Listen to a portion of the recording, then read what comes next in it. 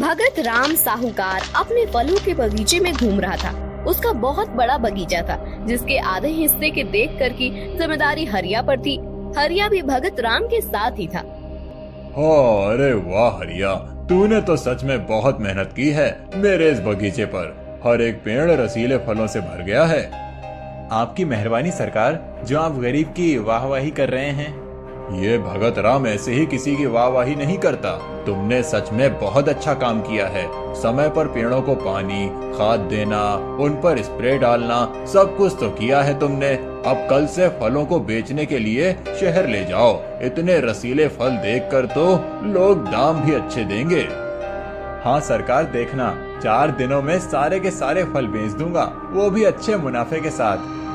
ये हुई ना बात। अगर मुनाफा अच्छा हुआ तो तुम्हें एक्स्ट्रा कमीशन भी दूंगा।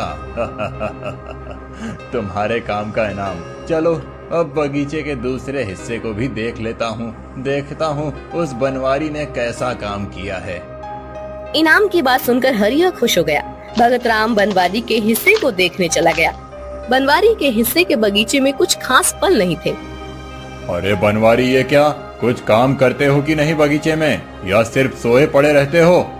अरे नहीं नहीं मालिक, मैं तो बहुत काम करता हूँ। दिन में 4 बार पेड़ों को पानी देता हूँ, खाद डालता हूँ। अच्छा, फिर भी इन पेड़ों पर फल क्यों नहीं आ रहे? और जो हैं वो भी इतने छोटे से।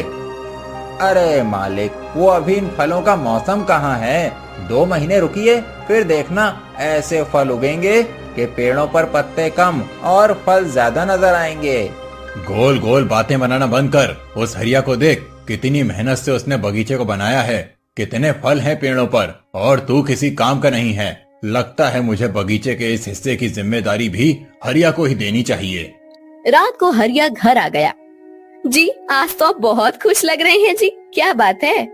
आज सरकार आए थे, बगीचे में लगे हुए फलों को देखकर बहुत खुश हो गए। कह रहे थे कि अगर ज्यादा मुनाफे के साथ फल बिक गए तो मुझे एक्स्ट्रा कमीशन देंगे। अरे वाह, ये तो अच्छी बात है। उधर बनवारी के घर। क्या हुआ?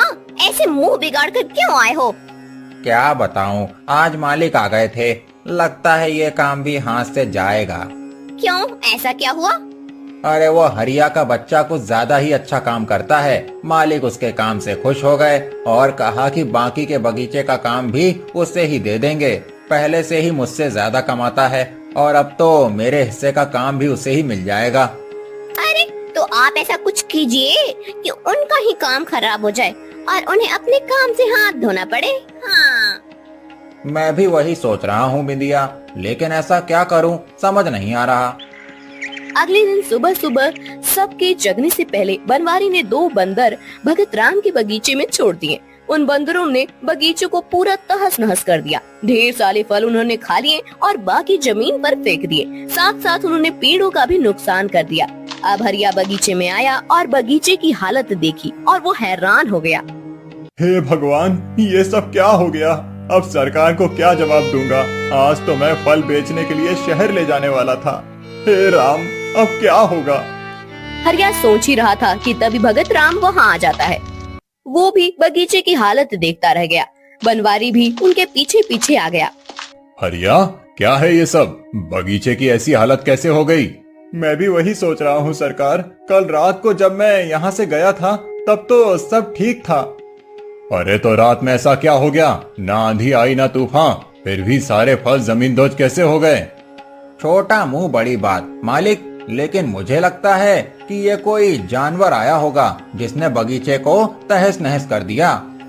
लेकिन कोई जानवर कैसे आ सकता है? मैं तो बगीचे के गेट को ताला मार कर जाता हूँ।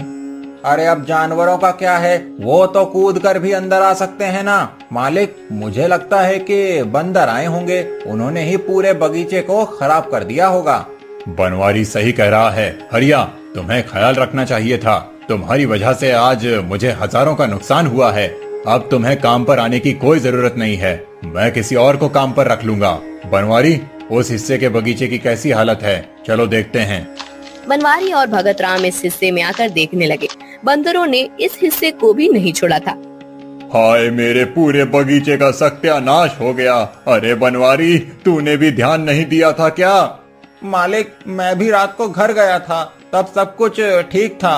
अब बंदर तो बंदर ही होते हैं, जहाँ भी जाते हैं तबाही मचाते हैं। जाओ, कल से तुम्हें भी काम पर आने की जरूरत नहीं है। हरिया के साथ अब बनवारी का भी काम छूट गया था। हरिया के घर क्या हुआ जी? आप तो बड़ी जल्दी आ गए। आपको तो शहर जाना था ना? अब शहर जाने का कोई मतलब नहीं है। जब फल ही नहीं रहे तो शहर लेकर क्या जाऊंगा। मतलब?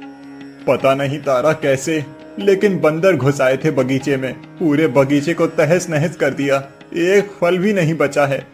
हे भगवान, ये कैसी मुसीबत आ गई। कहाँ सोचा था कि महीने के पगार के साथ कमीशन भी मिलेगा, और यहाँ तो पगार ही नहीं रहा। हाँ तारा, सरकार ने मुझे काम से निकाल दिया है। अब आगे क्या करेंगे ये सोचकर मेरा सर फटा जा रहा है। आप ज्यादा मत सोचिए। अरे ये नौकरी चली गई तो क्या हुआ, हम दोनों मिलकर कुछ न कुछ कर लेंगे। बनवारी बहुत खुश होकर अपने घर आया। अपनी नौकरी चली गई, इसके दुख से ज्यादा हरिया की नौकरी जाने की बनवारी को ज्यादा खुशी हो रही थी। बिंदिया, हमारी तरकीब काम आ गई। हरिया की नौकरी चली गई। अरे उन बंदरों ने तो पूरे बगीचे में ऐसी तबाही मचाई कि पूछो मत। पूरे बगीचे में? मतलब आपके हिस्से में भी? हाँ, अब बंदर को क्या पता कि सिर्फ हरिया के हिस्से में तबाही मचानी थी। उन्होंने मेरे वाले हिस्से में भी नुकसान कर दिया। मतलब आपकी भी नौकरी गई? अरे नौकरी का क्या है, एक गई तो दूसरी मिल जाएगी। अच्छा तो ये है कि हरिया बेरोजगार हो गया। हमेशा वो भगत राम उस हरिया की वाहवाही करता था मेरे सामने। हरिया बहुत टेंशन में था।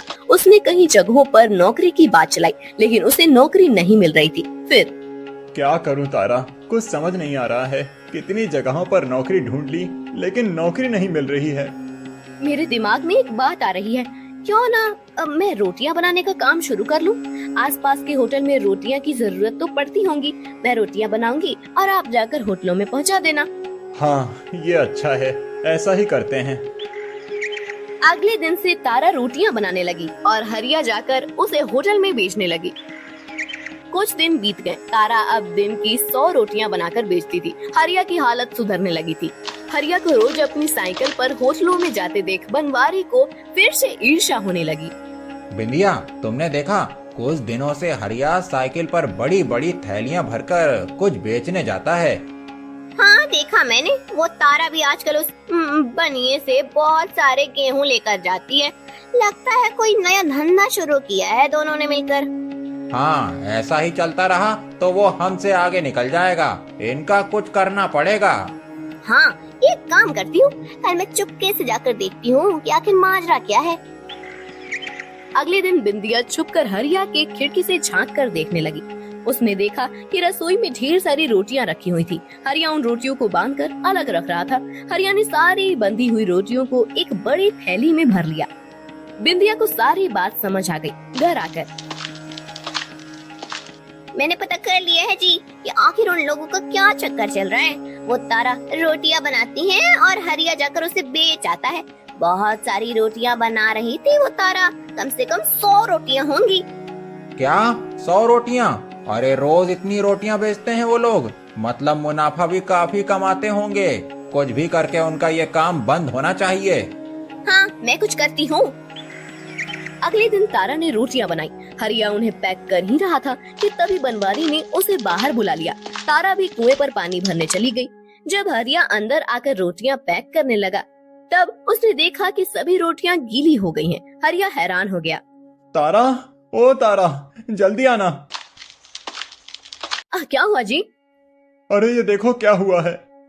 तारा ने देखा कि रोटियां गीली हो गई हैं। ये क्या हुआ? ये सारी रोटियां भीग कैसे गई?